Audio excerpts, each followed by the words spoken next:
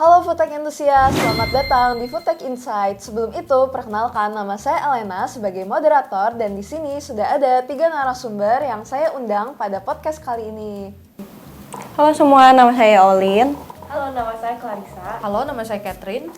Nah, pada episode kali ini kita akan membahas sesuatu yang sering banget terjadi dalam kehidupan sehari-hari, terutama buat kalian yang suka beli buah nih.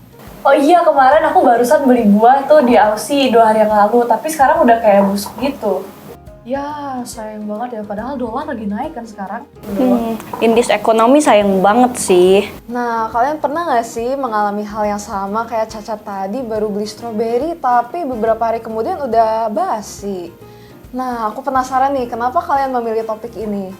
Kita pilih topik ini tuh karena strawberry kan kayak lagi ngetren banget sekarang. Terus jangka simpannya tuh relatif pendek kan. Jadi kita mengangkat isu ini supaya orang-orang di luar sana tuh dapat menyimpan strawberry lebih jangka panjang gitu. Betul, kadang strawberry tuh kayak baru dibeli berapa hari tuh udah mulai terjadi perubahan gitu. Maka dari itu kami memilih metode sederhana yang dapat diterapkan di rumah masing-masing supaya umur simpan stroberi itu bisa jadi lebih lama. Wah, menarik banget. Kalau nggak salah penelitian kalian itu pakai cuka apel ya? Itu kenapa? Wah, betul banget kita pakai cuka apel. Karena cuka apel sendiri tuh relatif mudah ditemukan kan, sama mudah juga digunakan oleh masyarakat. Jadi kami tuh ingin menguji apakah bahan ini tuh benar-benar memiliki pengaruh terhadap penyimpanan stroberi. Wah, keren banget sih. Aku jadi kepo sama penelitian kalian. Oke, sebelum masuk ke penelitiannya, aku mau bahas salah satu masalah yang sering banget terjadi dalam kehidupan sehari-hari, namanya food waste.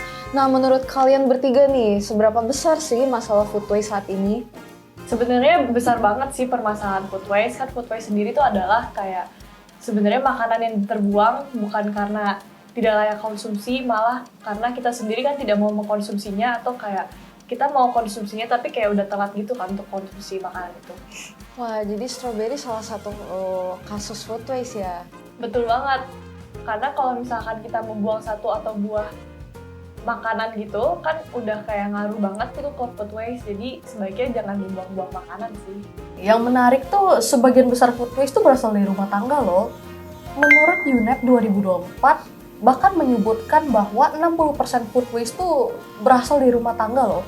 Jadi masalahnya bukan cuma di restoran atau supermarket, tapi juga dari kulkas kita sendiri. Wah, jadi penyumbang food waste terbesar itu bukan hanya dari restoran ataupun supermarket, tapi dari kulkas kita sendiri. Betul, artinya kayak kebiasaan sederhana kita tuh sebenarnya bisa memberikan dampak yang cukup besar gitu loh. Terus rumah tangga tuh punya kontribusi yang sangat besar, dan strawberry termasuk salah satu buah yang cukup rentan menjadi food waste. Betul banget, selain buahnya yang terbuang, sumber daya yang digunakan juga terbuang loh. Contohnya kayak air, lahan pertanian, bahkan tenaga kerja di balik buah yang udah jadi itu. Oh, jadi yang terbuang bukan buahnya aja, tapi proses usaha di balik semua itu. Betul banget, makanya target dari pengurangan food waste ini berhubungan dengan SDG 12 yaitu Responsible Consumption and Production. Target kita adalah mengurangi limbah hingga tahun 2030. Wah, menarik banget tuh. Jadi, penelitian tentang strawberry dan juga apel, meskipun terlihat sederhana, tetapi dua bahan tersebut itu bisa membantu mengurangi food waste di balik semua itu. Kalau gitu, kenapa kalian pilih strawberry sebagai objek penelitian? Kenapa nggak buah lain kayak mangga atau apel? Kenapa harus strawberry? Karena buah strawberry sendiri memiliki kadar air yang cukup tinggi kan. Jadi kayak kualitasnya tuh bisa menurun dalam waktu yang cukup singkat gitu loh. Oh, jadi memang dari sana strawberry emang rentan rusak ya? Betul banget. Kadang strawberry tuh kayak masih kelihatan seger kan, tapi kayak ternyata beberapa hari kemudian tuh udah jadi lembek atau enggak udah muncul bercak putih gitu di strawberry-nya.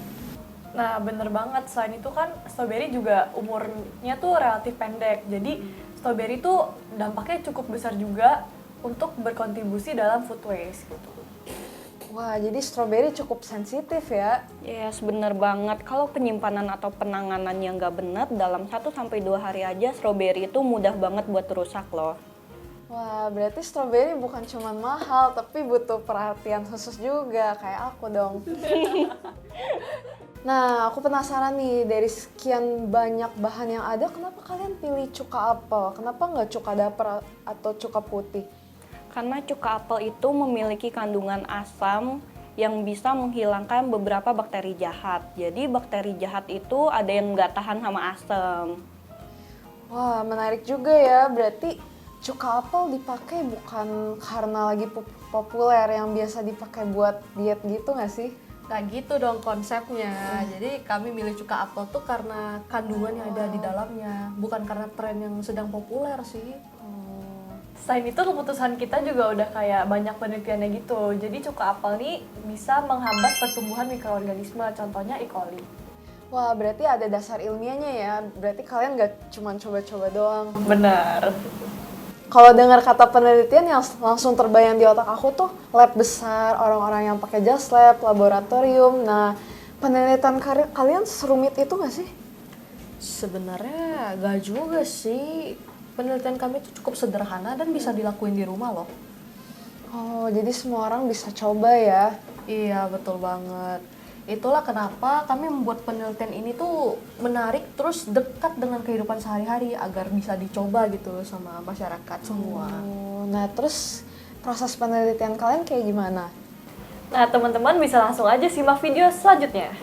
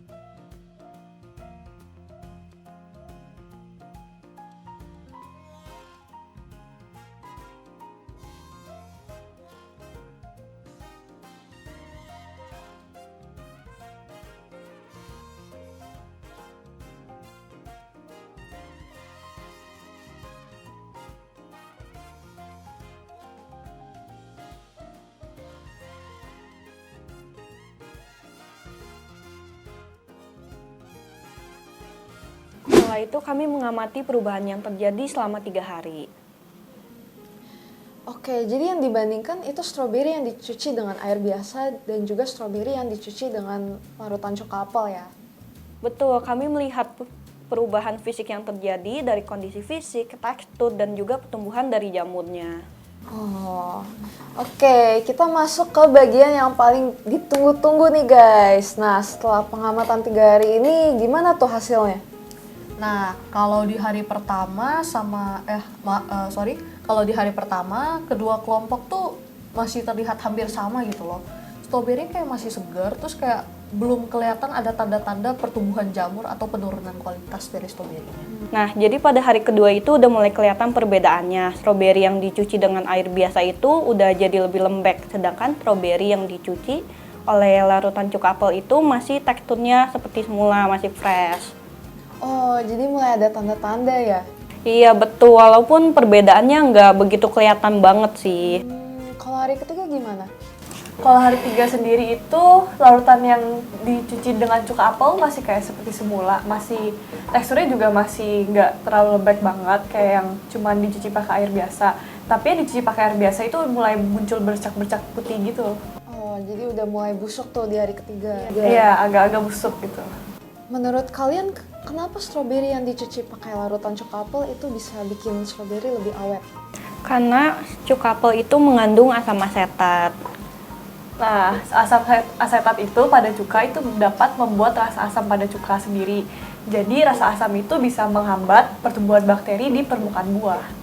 Oh, jadi bisa bikin tahan lama ya?